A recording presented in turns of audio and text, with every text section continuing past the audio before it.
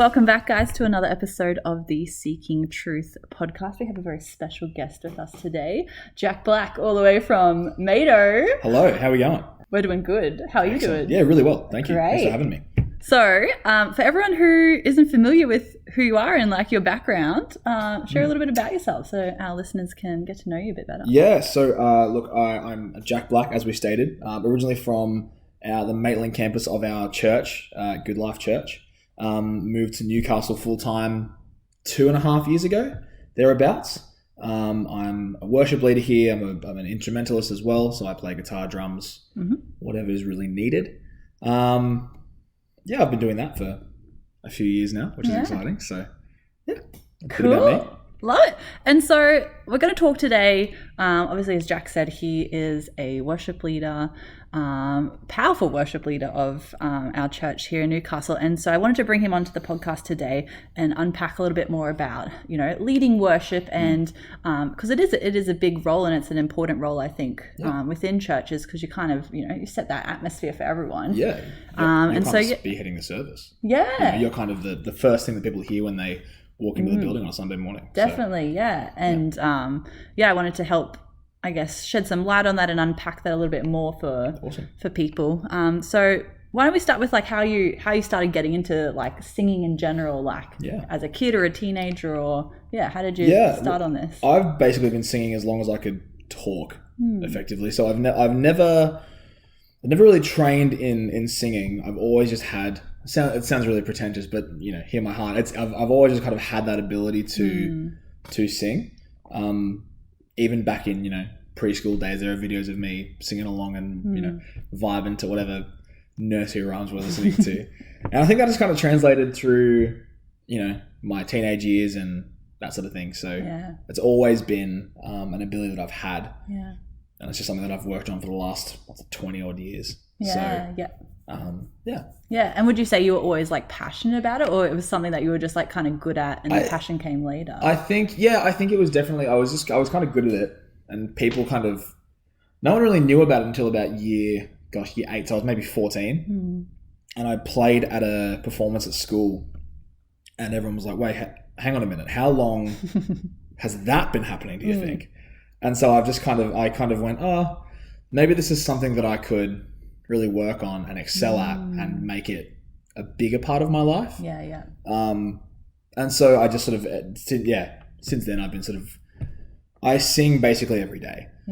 So I'm always practicing. I'm always, you know, in the car, at home, wherever I am. I've always got, you know, a song in my head that I'm always sort of practicing and trying to work on. Just sort of hone my craft a little bit more so that I can excel as much as possible. Wow. Yeah. There you go. Yeah. And like throughout this whole journey, like, did you have a relationship with God like from a young age? Like, you know, was God ever a thing that you aligned with your singing skills or? Yeah, well, I mean, the second people at youth and church found out I could sing, I was on every worship team.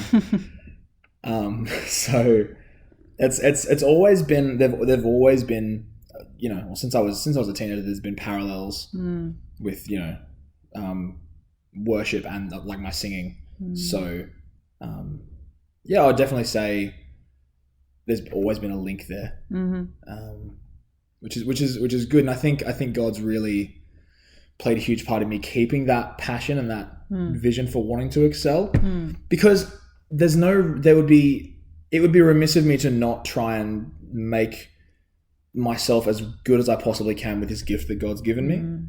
And so, you know, whatever form that takes, whether it be singing in church or in other projects, you know, as long as I keep in the back of my mind that I'm doing this for the glory of God, that's it. That's the reason I do it. So, that's so good. And so you view your voice as like you know, something that God's gifted to you.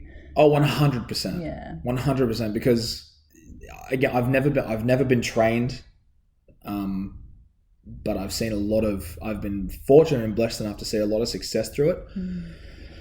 I can't reconcile it being anything other than a gift from God because nothing else makes sense. There would be no reason for me to have this talent without God sort of instilling it in me. So it's always been something that I've known has been from God.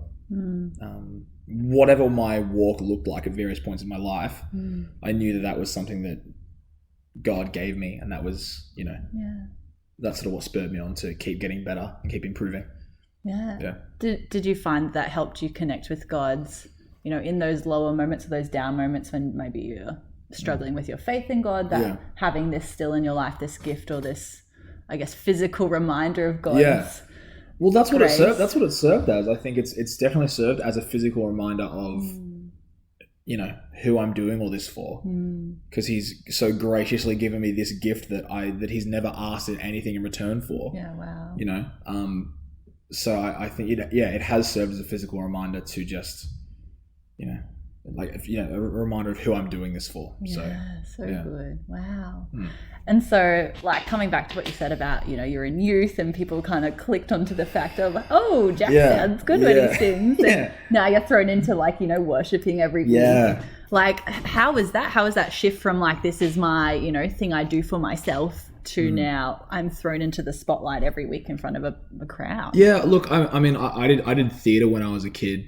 So the idea of a crowd and a spotlight was never too intimidating. I just wasn't sure how people were going to react to it before I actually showed people that I could sing. And so I think there was slight nerves, but I think ultimately it came back to, I'm not doing this for me. I'm doing this for God, and His glory and the building of His kingdom. So it doesn't really matter. And over the years, I've just become more confident in my ability, and I know that I'm good enough where people won't be too brutal about it. Because I've still got feelings and things like that, and so it's always nice when people say nice things, but that's not the reason I do it.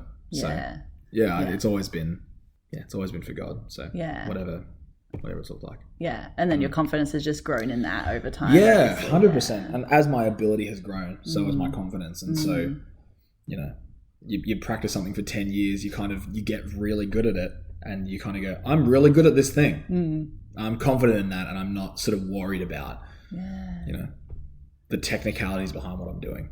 Do you ever have days that you doubt, am I doing the wrong thing? Have I been on a 10-year journey in the wrong direction? No, I've always, again, it comes back to, why would God give me this gift and make me, and push me to get better if it wasn't for an overarching purpose? It wouldn't make any sense. It just wouldn't, I can't reconcile any other reason than God going, this is a gift that I've given you and I want you to build my kingdom with it. Otherwise, nothing I do makes any sense. Otherwise, there's nothing that I do where it makes sense. So, yeah. You have a clear purpose, clear calling. I've never doubted vision for your life. Never doubted that God has given me this gift. Amazing. Yeah, ever. That's so good. And so, tell me the journey from then. I'm singing in youth. Did you start as BV? Did you start as worship leader? Tell me the journey of growing through the church and serving on the worship team. Yeah, so I started as BV as is the standard process. Background vocals, by the way. Just thought of that. Background vocals is what BV stands for those people at home. Correct. So I started in that as everyone does and should, because it's a really big ask to throw someone into the deep end in terms of leading a service, because it's more than just singing in the middle of the stage with the loudest microphone, So I started as a BV, was doing that for probably 18 months, 2 years, just sort of working on practicalities like stage presence and pitch and tone, that sort of thing, really sort of honing that. And then there was at one point that I was just rostered onto worship lead at youth, and then it just kind of snowballed from there. It was honestly it was a very organic process. It kind of, there was no one that went, we're going to get you to worship lead. I was just rostered on 1 week. Yeah. And then I kind of went, okay, this is a thing now. Yeah. Better be good at it. better get good. And so I just kind of, and that was, what's that? 9 years ago? Yeah, wow. 15, 16. Some little 15, 16-year-old punk kid leading worship at youth out at Maitland. Yeah. So no, it was a cool experience though. Yeah. There were definitely things that I learned along the way which really influenced and, obviously helped me get get better at what I do. So I'm grateful for that whole. I'm glad it wasn't just like an express thing straight to worship leading, because there were just so many things I would have missed out on. Yeah. If it had been, hey, you're going to worship lead now without doing any sort of, I'm glad that I didn't miss all the learning experiences. Yeah. Because they're so important. And I think that's one area that a lot of people struggle in, is like, they feel really called to singing and like have these visions of like leading worship, and then they're rostered on, they go every week to like rehearsals, and they're always BB, and I think they get really disheartened. So like, did you ever experience that, or what can you say to encourage people that are in this situation? Look, I think that that feeling of sort of not being properly utilized is a completely human thing to it's a completely human thing to think, but that's kind of the issue, because if the primary goal is to just get to the front, like, the middle of the stage, but like I said, with the loudest microphone, then what are we really doing it for? Yeah, wow. Like, what good is worship leading if you're not worshiping first, right? Like, it doesn't make any sense to just kind of go, I'm only doing this really for the performance side of it. And I don't think anyone who's on a platform, on a worship team, would explicitly say that. But I think that their attitude towards, and I'm by no means trying to condemn anyone, but I think that sort of attitude really shows when it comes to a creative team, because your leaders will kind of go, what are you? Yeah. It's the heart behind why you're there. Yeah, exactly. What are you doing? Yeah. What are you doing here? Like, what are you doing this for? You know? So, I think it's just let that process happen. Let that process happen and really embrace it, because, and that sounds like really stock standard advice, but it's so important. There's a reason that process is put in place. It cultivates you. Like, that's 100%. That's like almost the fermentation process of the wine, like you need to, like you said, you learnt so much stuff in that 2 years that you wouldn't have learnt if you were straight away worship leader. Yeah, exactly. If you just squeeze grapes, it's not wine. That doesn't make wine. That just makes grape juice with like a foot undertone, which is like fine if you're into that. But I think like there is a specific process set out for a reason, and I think you need to trust that. And it's okay to kind of think about, man, I'd love to worship it. It's great to have a goal. It's great to have an end goal, but end of the day, you're there for a reason. No one's on any position in the worship team by accident. I firmly believe that. Yeah. You're doing what you're called to do, and it just may take some time to get you to the point where you feel you should be. Not that should be the end goal, but yeah. And I guess like God can give you a vision, but sometimes that vision he gives us is like 5 years down the track. 100%. But he shares that with you because he wants to show you where he wants to take you. Yeah. And that's almost the beauty that he calls this thing out of us, even though we're not yet that, Exactly. He called us when we were sinners, That's so right. like That's he right. sees the beauty in the potential of us, and we may have a vision to be leading worship or whatever it is that you feel called to do, and just because you're not there yet, like, doesn't mean it will never happen. And it doesn't mean it will never happen. Jeremiah 29:11, it all comes back to the fact that God does have a plan and a purpose for us, for good and and for prosperity, and so he's not just going to like make you sit in the wings the whole time. If he's put that calling on your heart, he's not just going to go, oh well, that was a nice idea. Yeah, but that's never going to happen. Yeah. Like, why would you think that? He's gonna bring you to that place, but you just need to trust the process and trust him that he's actually going to deliver you to that. Yeah.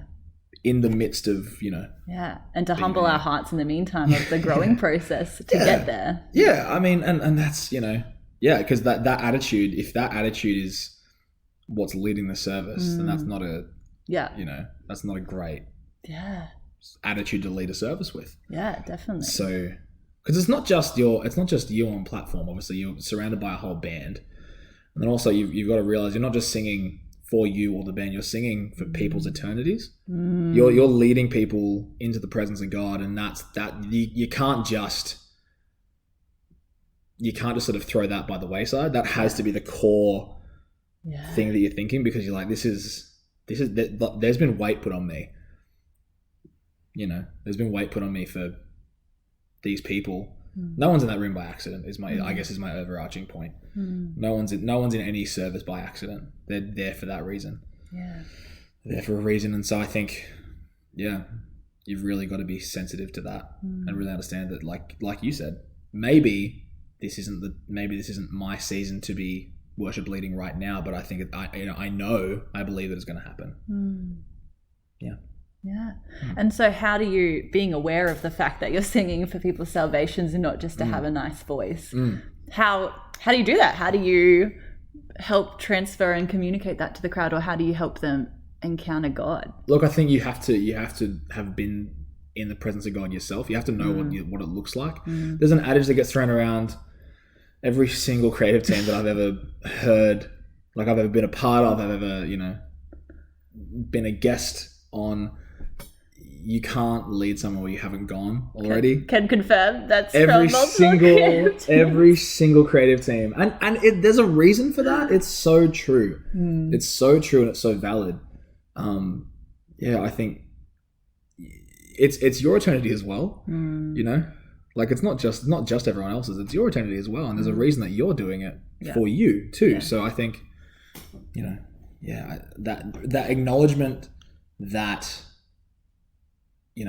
it's my eternity as well, that sort of helps center you a little bit, because you're like, oh man, this is like, if it's mine, that's everyone else's as well. Because we're all in the same service, we're all doing the same thing, we're all worshiping together.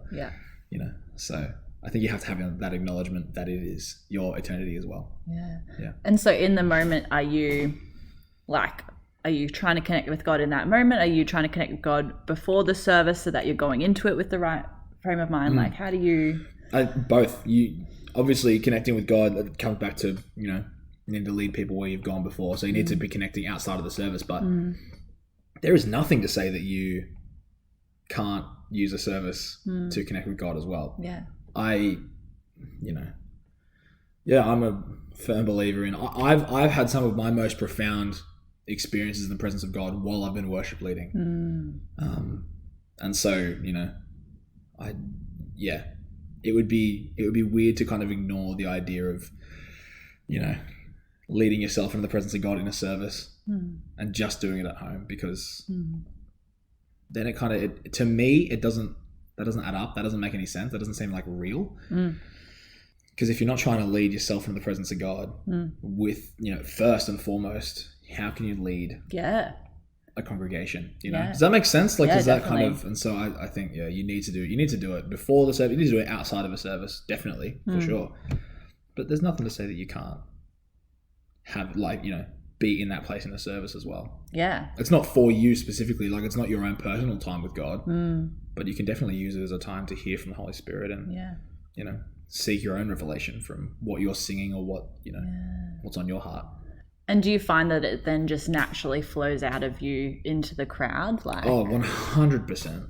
I think because you tend to get excited when you hear you've been in a service where that atmosphere has just been different, and you've had a worship leader who is just killing it, and they're just you can tell they've heard something from God during the week, and they're leading with that enthusiasm, and that naturally just overflows into the congregation. That naturally just, people they see that and they go, oh, whoa, this is cool. They tend to follow you with that. So I think there's definitely a natural overflow there. It's like something tangible that I don't know, it's almost like the energy that you give off when you're genuinely connecting with God, and not just I'm up here, singing the right notes. You can pick up on that as the person in the audience. I mean, singing the right notes is important, but it's not the be all and end all of why we do services and why we sing and why we worship lead. So I definitely think that there is a natural overflow on that side of things. And do you ever find maybe this is a thing that my brain does, but when I'm singing in the audience, I'm constantly trying to check, how do I sound? Am I in key? Am I hitting the right notes? And I find that if I get too caught up in that, it actually pulls me away from the genuine connection with God. 100%. How do you go with that? Obviously as a worship leader, you have a microphone, so it's amplified to everyone. And it's being recorded through the desk. Exactly. And that's how do you balance that? I have to check I sound good, but I also want to lend myself to hearing God's speak to me right now. For me personally, that was part of the process of learning how to be on platform and learning how to worship lead, how to sing on platform. Yeah. Because like I said, when you practice something, you become confident in it. Yeah. And so with that confidence, you can kind of like, I don't mean to sound conceited, but I know that I'm a good singer. Technically speaking, I'm a good singer and I know I sound good. So I don't necessarily need to focus on that. That's come from just years of doing it. Yeah. Years of singing, years of practicing, years of working on honing my craft precisely. And so that confidence just comes from practice. Yeah. And that's again, that's why that process is such an important part of, you know, eventually worship leading, because you learn that you learn where your sort of your flaws and I guess your downfalls are early in the piece. And so then by the time you get to worship leading, you don't have to worry about that because you've already sorted that out. You've already ironed those creases out. Yeah. By the time you get to leading a service, you're just focusing on God. Yeah, that's it. so you know? good. That's for me personally. I don't know. You could ask a ton of other worship leaders, and they might tell you completely different things. But it comes down to that process. Makes sense. Like riding a bicycle, you end up not having to think about the way that you press the pedals or whatever. Like, exactly. You can just focus on where you're going. Then it's a great analogy. It's exactly like riding a bike. I think that's a really great point. I think. Yeah, like you say, you learn to just go, okay, it's kind of muscle memory. Like, you know what your body's doing in the same way that you know what your voice is doing, you know what notes you need to hit, and you know that you can hit them. So you just kind of stop thinking about it. Yeah. You just tend to I don't really focus on that much at all. If there's like a practice where I'm like a little bit pitchy, I'll kind of go, okay, work on that. And then I work on it, and by the time the service comes around, she's sweet. I'm good, you know. Like, and so that's the whole. You know, practice is so important. Yeah. Oh my gosh. Yeah. But yeah, There I think you go. that's a huge part of it. Yeah. And what about, like, say you're a background vocalist and you're having an amazing moment with God. Yeah. And you're aware of the fact that you're supposed to be there to support your worship leader, but Holy Spirit's like overflowing in your spirit, and you just like feel like you just want to sing your own thing. How would you balance that? Like, what do you do? That's a great question. That's a really good question. Look, as a worship leader, if I see my BVs like really going for it, I'm like, hey, this is good, because ultimately it means that like everyone's on the same page and everyone's like hearing something. That means the worship is really good because people on platform are getting revelations. But I think practically, I think maybe just pull the microphone away. just so enjoy God's presence. You're like, that's okay. Yeah. You know what I mean? Like, as long as you're not doing it for the whole 25-minute set. Like, obviously, I think there comes and again, with experience and with practice, there comes you learn that, like, okay, I need to sing here, but I can get away with not singing here. Generally speaking, in a worship song, the first like verse, chorus, and second verse, you don't really sing anyway. So you have that sort of 90 seconds to 2 minutes to really just sit in the presence of God and really sort of let him minister to you so that you can minister to other people. Yeah, so good. But I think honestly, just like pull the microphone away and just be, like, you can still worship from, I mean, you should be worshiping from platform, right? So you're still 100% okay with to do that. I think just pull the microphone away and just be in that moment. It's a beautiful moment and you don't want to miss it.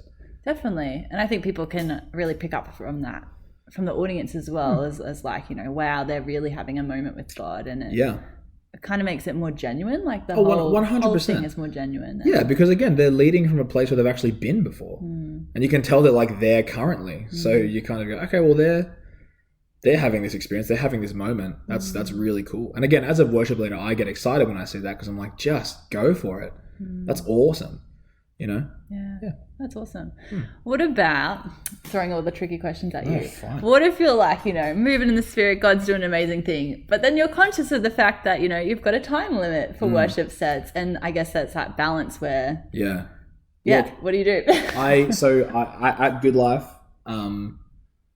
I know that the service leader, whether it be Pastor Dave or, any of our other service team, will jump up when it's sort of, when they sort of sense that it's time. So they're lending themselves to spirit as well, I guess. Exactly. Well, that's exactly right. And they're going to go, okay, let's go into the message from here.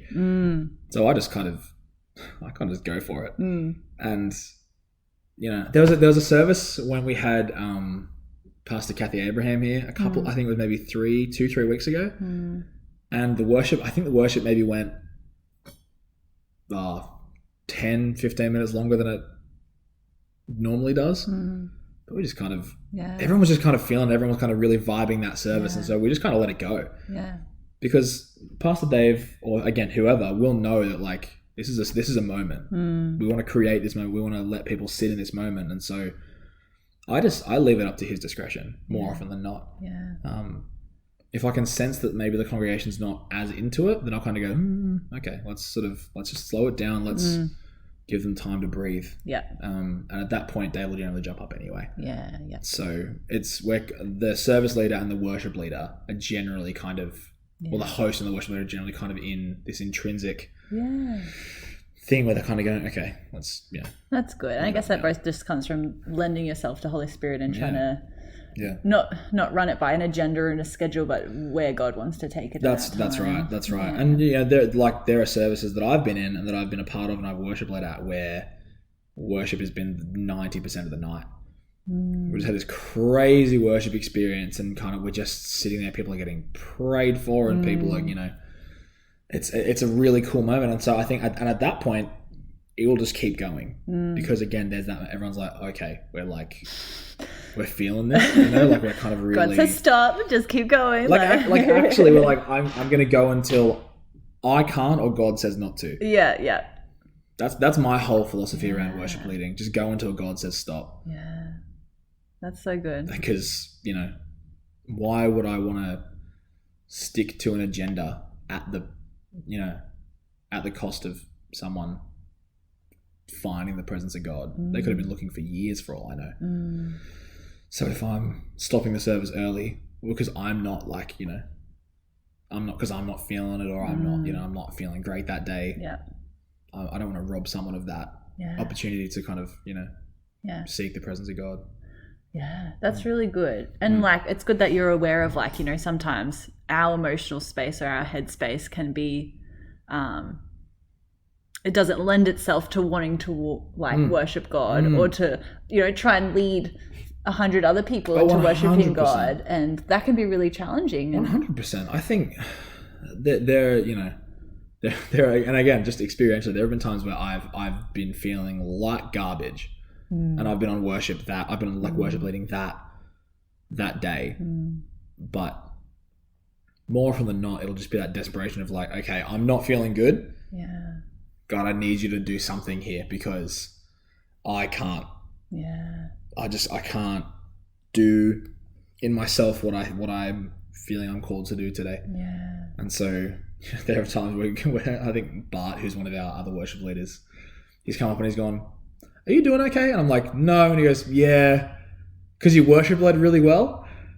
And I kind of knew that you kind of were going through it. I went, yeah, you kind of read me like a book there. Wow. Because you just get desperate. Yeah. You kind of go, I just need something. I'm handing it all over to you, God, and I'm going to let you do what you need to do with me.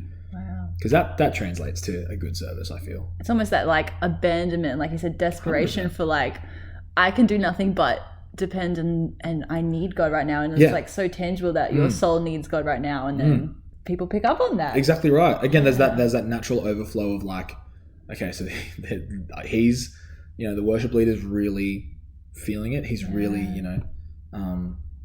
he's kind of really going for it so we can follow that, Yeah. So, I definitely think that there's it's okay to not be doing great. Yeah. Just don't stay there. Just lean into God. Just depend on him more. Just get really desperate.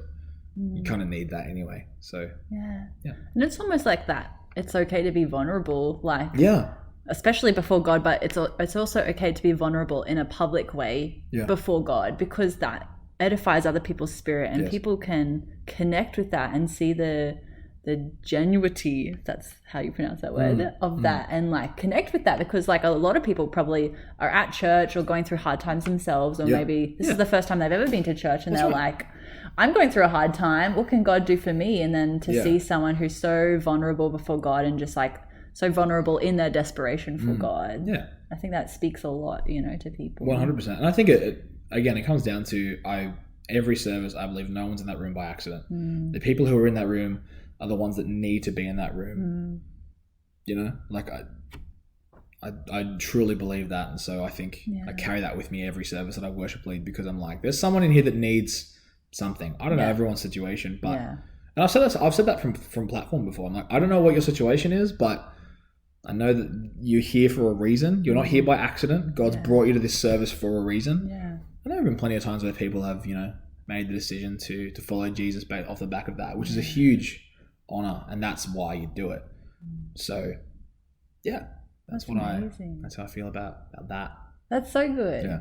Oh, so many great things. And I think like it really helps us to see the heart of our worship leaders is like they're not doing it for them. They're not doing it to hear their own voice. Like they are genuinely up there communicating the love of God. And, That's right. Yeah. If I wanted to sing for my own sake, I've got other projects that I have that I can do that with. So I don't need to do it here. Yeah. Because I've got car rides. I've got a whole other band outside of church that I can use to, you know, sing for myself. Yeah. I don't need to do that here at church, because that's not the point. That's not the purpose. Yeah, definitely. So good.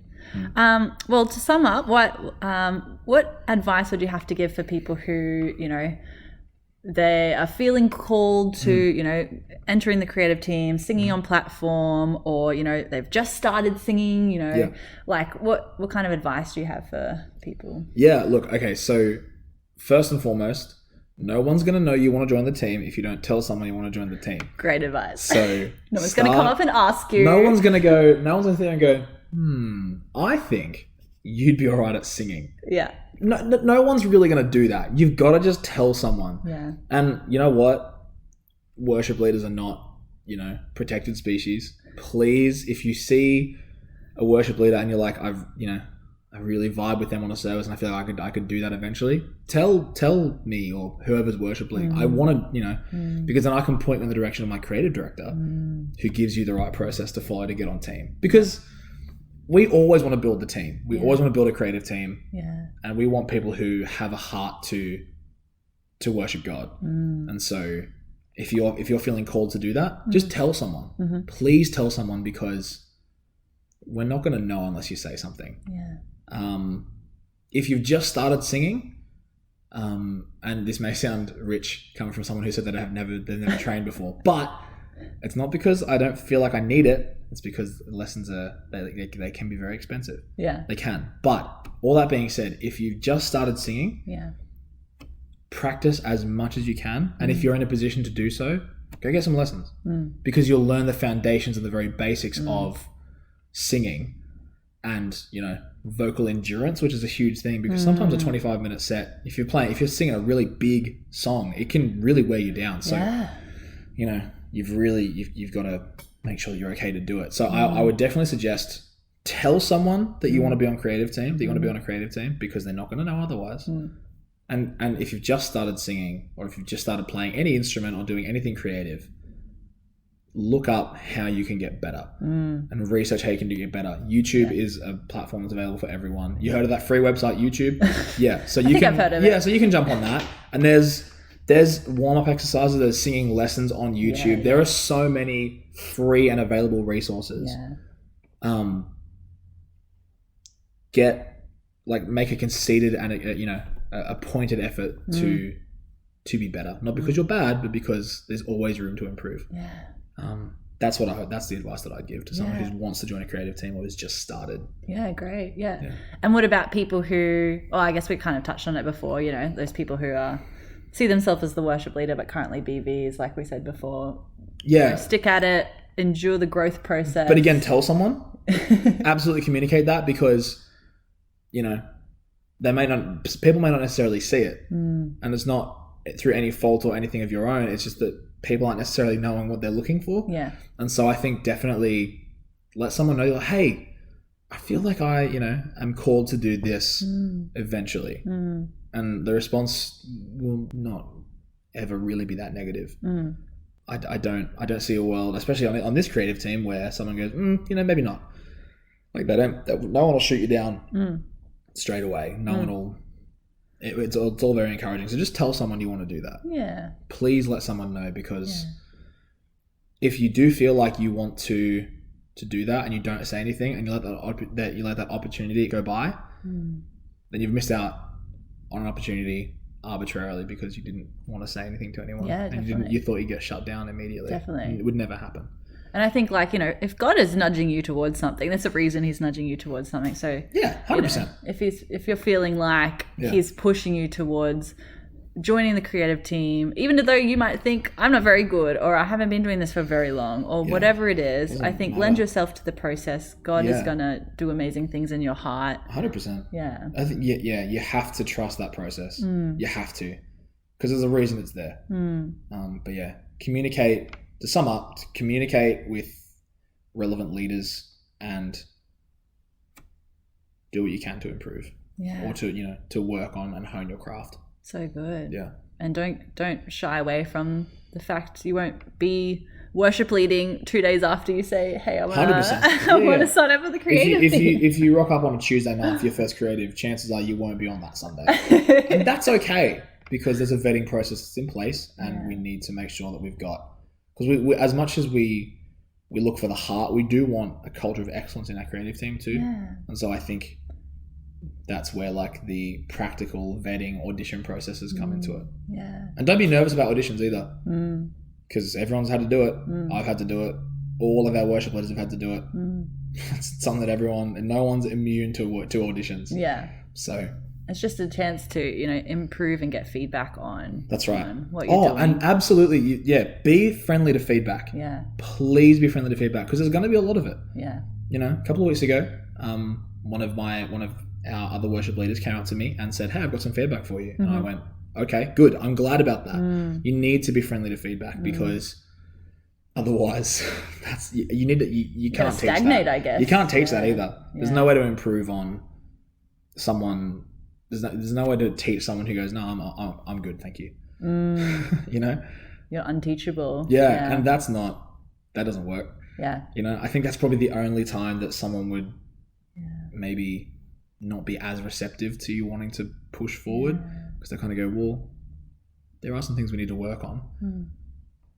If you're not willing to do that, then we need to work out where we can go from here. But that's an extreme circumstance. I feel that's not the general person who wants to join a worship team. Definitely. So. And I think, some of us can be sensitive to feedback, especially if we're, really self-critical. But I think, reminding ourselves that who are we doing it for? Are we doing it for ourselves or God? And if we are genuinely doing this for God, we should have the heart that we want to bring our best before him. We bring our first fruits before him. And if that means that we receive feedback on the way that we're singing so that we can sing better and better glorify God, then I think that's something we should all be striving after. If you're not doing that, then there's not really a lot of point to doing it. I feel anyway, and I may that may alienate some people, and I apologize if that's cut across some people's bows. That's not my intention, but it's true. I think you need to be teachable, and you need to be a person that can accept feedback.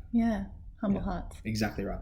I love that. Thank you so much. I feel like I learned so much, and I don't even sing for church, but like I've learned so much about worship leading and just creating that atmosphere for God, that it always starts with yourself and you getting that connection with God and just letting it pour out. God's gonna do the rest, because that's right, we are all his children, and he loves us all. That's exactly right.